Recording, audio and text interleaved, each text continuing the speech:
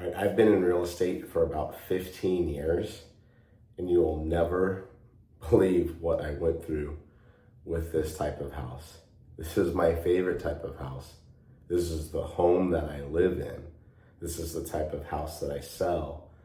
This is Midtown and West End specialty, downtown, and you'll never believe what I've been going through. I feel like I've done, 18 to 20 renovations, dealt with contractors, pulled homes apart. But the fact that I've been overlooking this for so long is just boggling my mind. We do inspections. We have emotional connections to homes. We look at homes. We see them on the inside. We see them on the outside. But there's so much that doesn't show up inside the walls. And I'm going to get into it right now. So if you guys are looking to purchase a home or you own a home in Ventura, the city of Ventura, Oxnard, this type of home is primarily in Ventura, Oxnard, and they're historic homes. And the one that I'm talking about is the Spanish bungalow. They're the cute, charming, best locations because those were the original housing tracts of the city. So of course, they're gonna be right there near the city center. So when it comes to downtown and midtown, and you come to our iconic streets, the island streets, Coronado, San Clemente, when it comes to Crispin Street, which is really the border between downtown and midtown, when it comes to Hobson Heights, those are Spanish style homes too. And those were built sometime between 20s, 30s, and 40s. And they were definitely a level up in Midtown. So the very first one, so let's just get right into it. The West End, my historic tract, they're the oldest homes. And that's what I'm getting into right here, is they're 100 years old. They're just about 100 years old. And the thing about it is that's like 3 30-year cycles of decay. But not only that, but some of the technology used back then, the redwood was good. Some of the technology was kind of better, and they kind of built them more to last than they do nowadays. But some of it really not so much. And when you hear the term can of worms, the reason why people say can of worms is because it's literally a can of worms. Like coming out of the can is a one-wire system, knob and tube, cast iron plumbing, just different things like that, termite infested wood, potentially mold, things like that. So you've got all of these things that are potentially behind the walls where you can't see, and you can have the prettiest home, maybe new floors, maybe drywall, maybe they did what's called a skim coat, where they skim it to make it really smooth, and then they paint over it, and that builds the wall out a little bit, makes it look amazing. But inside the walls, if there's nothing been done, you could have termites in the wood. You can have knob and tube electric, which can be, it doesn't work as well, but it can be fire hazardous. So for instance, in our case, we were gonna do insulation. So to do the insulation, you don't wanna have knob and tube touching insulation. There's ways to kind of pack around it and do it stuff. You really don't wanna mess around. You might as well be in that 3-wire Romex wire. So just getting into one wall cavity, just trying to do one thing is a can of worms, because you end up having to do 3 or 4 things. And if you've got termite damage, not just like termite, like in one piece of wood that you can sister up and repair. And sistering is where you might have one, 2x4 or true 2x2, and then you put another one next to it so it's in its place. You hammer the nails in where it needs to be, or screw it into where it needs to be, so it's sistered. So together they're stronger than the original one, and that's done a lot of the times. That's great. That's gravy. That's good. However, if you have the seal plate, if the seal plate is damaged, so in our case, we noticed there was some water intrusion on the floor. So we had replaced a window. We noticed that there could potentially be some, water coming in. So we aimed to do the roof. And in that, we found that the floor damage was so bad that the floor began to kind of buckle because it was getting water. And then of course the heat from the sun, from that window, from the predominant side of the home that faces the sun. So the floor started to buckle, we started to go through, so we could get into the floor. And not only that, but there's a little sidewalk on the side of the house that's higher than the seal plate. So it's really important here, if you guys are ever doing inspections, or if you do go into buying one of these types of homes, because they are charming, they are sweet, they are the best location, they are close to the beach. I'm not saying don't ever do it, but I'm just saying, look at these things. The most important thing is you have your termite and or home inspector go under the home, and they've got to poke at all the wood they can, but particularly the seal plates above the joist. If you have a joist that's eaten up, that should be obvious, and that's the structure. So if you took a square perimeter and you took that around the whole house, what you'd have is on top of that wall, that's like a brick wall or cement wall, you're gonna have a 2x4 that's flat, goes on top of that. Then the joists are gonna sit on top of that. Those are the big pieces of wood that are gonna go across, and those girders are gonna go across the whole span of the house.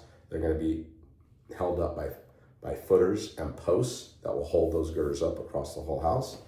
But particularly what's sitting on the wood above, so no wood to good earth contact, so that's good. It's raised, so it's off the wet, damp earth where termites are gonna get into, so that's good. But here's how they get in there, is because we had a sidewalk that was higher than the seal plate, it ended up getting wood, and even though it was redwood, it got soft enough that the termites would get it. So however they got in there, once over that 100 years, they found a pathway that whole seal plate that the girders rest on, that holds up on top of the joist, that's eaten up. So to replace that, that's a key cornerstone, key structural piece of the framing of the house. That's hard to do. It's doable, but it's hard to do.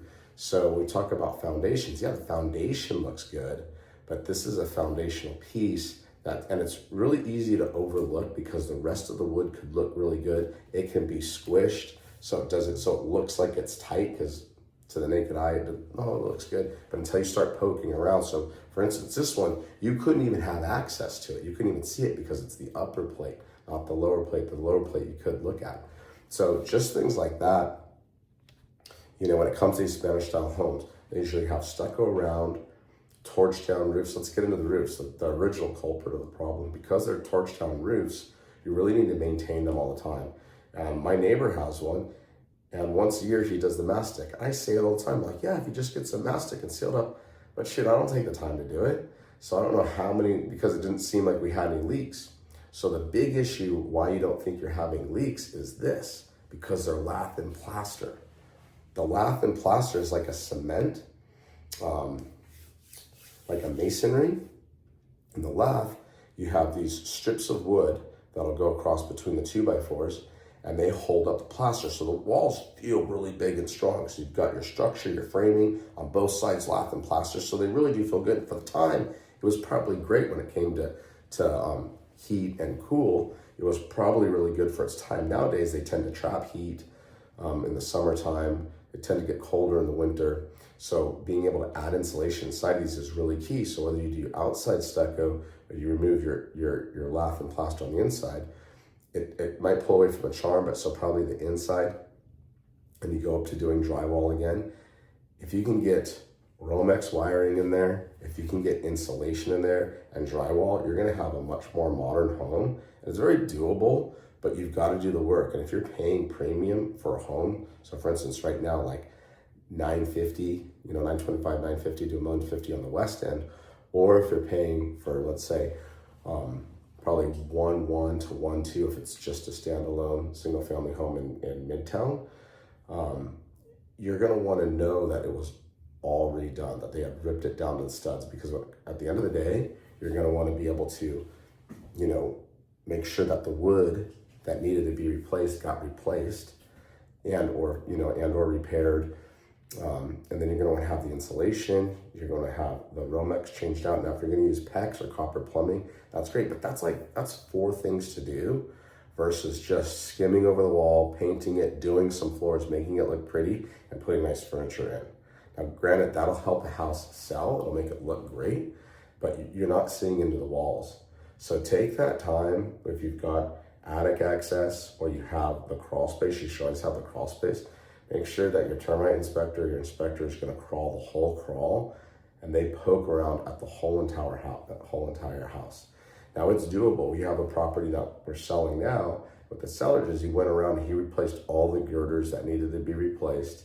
So then when you tent it and you termite it, you kill any active infestations, and then they've, supported the floors and done all that. So but what they didn't do is they didn't get into the walls. So that's something that might be important to you. If it is, you might want to hold off on buying one that is just kind of a lipstick flip, and it's pretty obvious there'll be a lot of things that aren't done. So if the electrical isn't done, they probably haven't ripped into the walls. So a great way to recognize if electric is done or not is if you've got one light in the center of the room, it's probably knob and tube. If you've got recessed light and a 3-prong system, and there's a 3-wire that's under the house that they can investigate, like it's going into this, or when the inspector pulls it off, you have an electrician pull it off, and see what your wire system is. You can see if it's grounded. They can test for all that. They've got the little plugins, devices, and things like that. But I think all of those things, it's like during your inspection, you can have a moisture reader. Those are like $50 at Lowe's. You can get one of those. You can get one of those 3-prong, electric sensors. They can tell you, gives you just some basic information about your electric. And, have an electrician.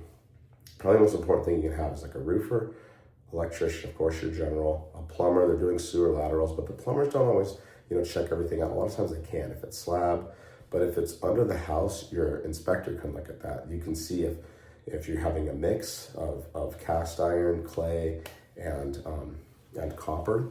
A lot of times the mixes aren't good. You want to have like one system. You want to be using like the plastics or the coppers and just modernize it. So we talk about never buy these types of houses. We don't mean never, like don't ever buy the house, but it's like know what level you're getting it at. Know if you're priced at a fixer that you're going to have, 100 to 200,000 in work to do. If you're priced at a premium, a lot of these things should have had been done, at least at these prices for 2025 going into 2026. Now, chances are what we're going to see in this market is you're probably going to see prices fall a little bit as interest rates fall a little bit in 2026. This is the down market. This is the buyer's market. Now, only time will tell if we see some bigger financial crisis and we see even more sustained losses and appreciation, but it's really not likely to happen. What we're seeing instead is and I'll do another video about this, is I've been doing data on actives, on pendings, escrows, and closings, and what those numbers look like on a monthly basis. And what we're actually seeing now that doesn't help buyers is that we're actually seeing the active inventory go down. We're seeing the absorption, which is escrows, under contract, pending, and we're seeing the closings sustain. So while we see absorption and closings happen, that means that inventory is going to go down. Those other properties, the ones that are expired, withdrawn, on hold, or canceled, those are 4 categories, those are off the table. So they could be selling, but a lot of times those are the ones that have the pie in the sky prices. So they might be worth a phone call, they might be worth reaching out, or they might just be waiting for the market to bounce back. Or what can they do? They can put their property up for rent. Rents are still really high. So if someone's not getting their number, they can very easily move and do what they wanted to do. They can rent the house out for the time being, especially if they're moving to another county, city, or state that's kind of further away. It's actually better for them to do that, because then they can go actually land, rent a property, get to know the neighborhoods better, and not make the mistake what a lot of people did is in a pandemic was moving and just buying, just to buy anything. And they're not happy with the house. They don't get to take the deep dive investigation like what we're talking about. So I'm not saying never, but I am saying that these 100-year-old homes, the 1950s homes were built really well, but just take more time during those inspections. You don't really get to look into the walls, but if you can, because some of them do have, openings in the walls, take those moisture readers and try to figure out if there's anything going on behind the walls, that there may have been leaks. There's definitely signs of this. We were looking at a property with a client on the West End again, and because of going through all this, I said, hey, let's look at this pitch in the front. So a lot of times there's a decorative pitch in the front. So whenever you have cuts or grooves or changes in lines on the roofing, that's a great opportunity for water to get the way in. And what you want to do is you want to make sure that they have a metal flashing as well as the mastic and the sealant and then the tiles. So you have like multiple folds of metal flashing and material and pebbles so that there isn't a chance for the water to get in and that it has a rush and a release. You really want to look at the lines where the water rushes and release. So it's great to even get a hose and like spray on the roof and see how does it run off the sides of the roof? Where does it go? Are there gutters? Where do the gutters go? That's another thing. A lot of times the gutters will lead to like a corner or spot in the house, and then all of a sudden that water is going down and going right into a house. So what's better than that is to use that catch and to use those water systems to get out a lush yard and have it, you know, swale out to some of the landscaping. So those are some of the better things that you can do. So remember, so it's not saying never, never, but you got to put your hat on for these. These older homes are going to have so much more fix up than the other ones. And a lot of times you can get something in the 900,000s on the East End that's like new construction. So that'll be like easier, low stress when it comes to living because you don't have to think about all those types of things. But the lifestyle you get on the West End, that's kind of irreplaceable. I'm excited because we were just going to do a roof, but now we're doing a full renovation. We're going to fix it right. We're going to do it the right way. We're going to reinforce the walls, the seal plates. We're going to do the floors. So we always had plans to finish the floors and do the kitchen. We've done the bathrooms. We had done a few windows, and we're really getting it to that huge Spanish look. So if that's what you want, make sure that you hire a good inspector. Make sure you hire a good realtor.